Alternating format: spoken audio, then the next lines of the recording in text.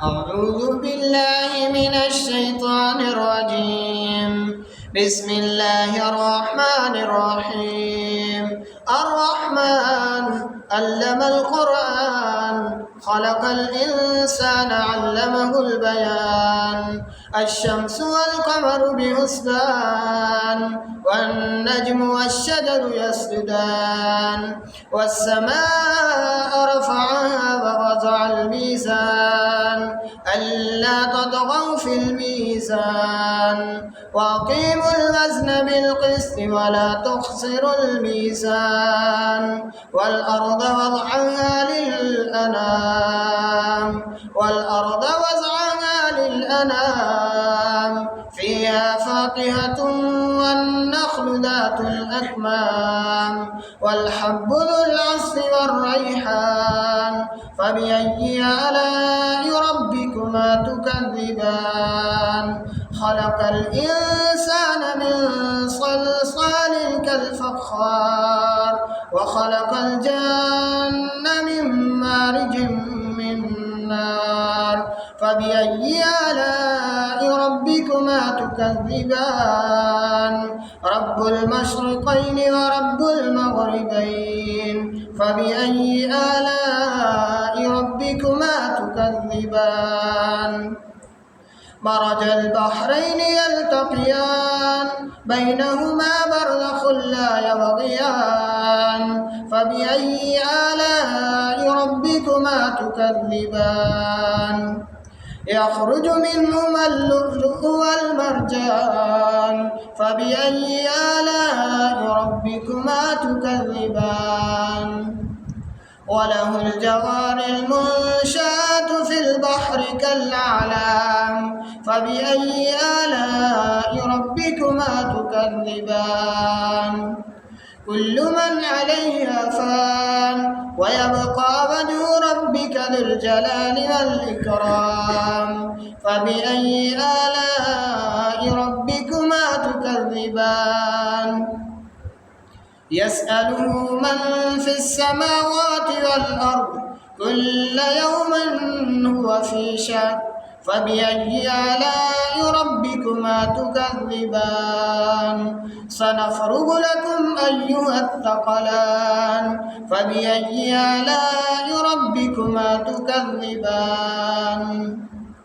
يا معشر الجن والإنس إن استطعتم أن تنفذوا من أقطار السماوات والأرض فانفذوا لا تنفذون إلا بسلطان فبأي آلاء ربكما تكذبان.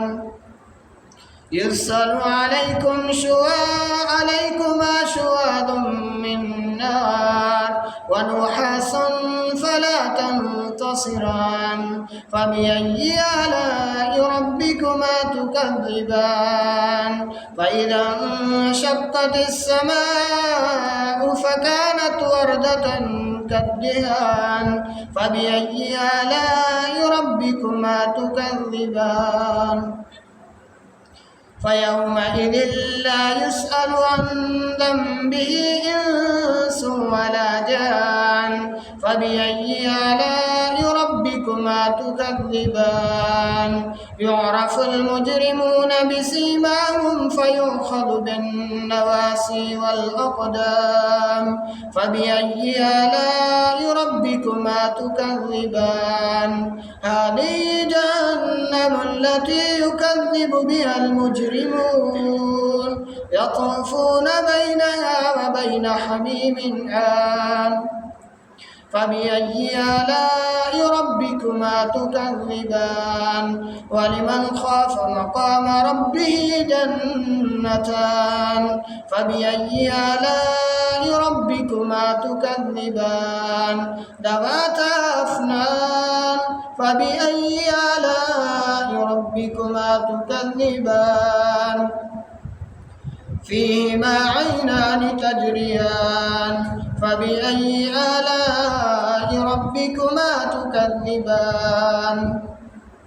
فيهما من كل فاكهة زوجان فبأي آلاء ربكما تكذبان متكئين على فرش بطائنها من استبرق وجنى الجنتين دان فبأي آلاء ربكما تكذبان فيهن قاصرات الطرف لم يطمثهن إنس قبلهم ولا جان فبأي آلاء ربكما تكذبان كأنهن الياقوت والمرجان فبأي آلاء ربكما تكذبان هل جزاء الإحسان إلا الإحسان فبأي آلاء